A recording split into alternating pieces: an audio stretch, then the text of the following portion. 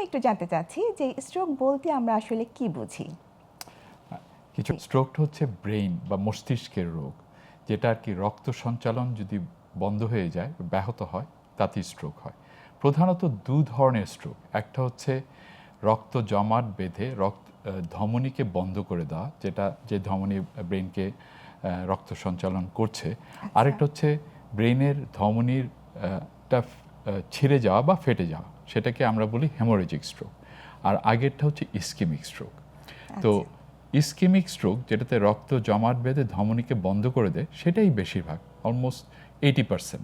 অর্থাৎ রক্ত সঞ্চালন হচ্ছে না ব্রেইনে। রাইট, মানে জমাট রক্তটা ব্রেইনের ধমনীতে গিয়ে একটা জায়গাতে রক্ত সঞ্চালন করছে না, তো সেই জায়গার স্নায়ুর কোষগুলো মরে যায় এবং তার ফাংশনগুলো কমে গেলেই আমাদের একদিকে, যেদিকে ব্রেনের রক্ত সঞ্চালন কমে যায়, অপোজিট সাইডে আমাদের সিমটম হতে শুরু করে। আচ্ছা, তো স্ট্রোকের জন্য সবচেয়ে প্রধান আমাদের সচেতন হওয়া উচিত লক্ষণগুলো কি, যেন আমরা তাড়াতাড়ি জরুরি বিভাগে যেতে পারি। সেই লক্ষণগুলো আমরা বোঝার জন্য বলে থাকি বি ফাস্ট, বি ব্যালেন্স, বাংলায় বলি ভারসাম্যহীনতা। B for balance. B for balance. আর ই ফর আই, মানে ভিশনের প্রবলেম হচ্ছে, এরকম সিমটম যদি হয় সেটাও স্ট্রোকের লক্ষণ। আচ্ছা, তারপরে ফার্স্টের হচ্ছে এফ, হচ্ছে ফেস, মুখ একদিকে বেঁকে যাওয়া বা দুর্বল হয়ে যাওয়া। আচ্ছা, এ আর্ম বা বাহু বা হাত দুর্বল হয়ে পড়ে যাওয়া, হ্যাঁ, হাত বা পা দুটাই যে কোনো একটা দুর্বল হয়ে যেতে পারে। আর এসতে হচ্ছে স্পিচ, কথাবার্তা বলার অসুবিধা।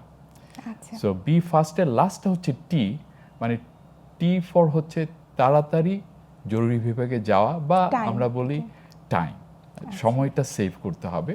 4.5 ঘন্টার মধ্যে কোনো রোগী যদি জরুরি বিভাগে চলে যেতে পারে, তখন এই জমাট রক্তটাকে আমরা ভেঙে ফেলার জন্য আইভির মাধ্যমে একটা ওষুধ দিয়ে সেটাকে আমরা ভেঙে ফেলতে পারি। তাহলে স্ট্রোকের সিমটম ইনজেকশন দিতে হবে, ইনজেকশন দিয়ে, রাইট। এন্ড সেটা 4.5 ঘন্টার মধ্যে যেতে হবে। যদি তার থেকে দেরি হয়ে যায়, ওটা করলে আমাদের ক্ষতির সম্মুখীন হতে হয়।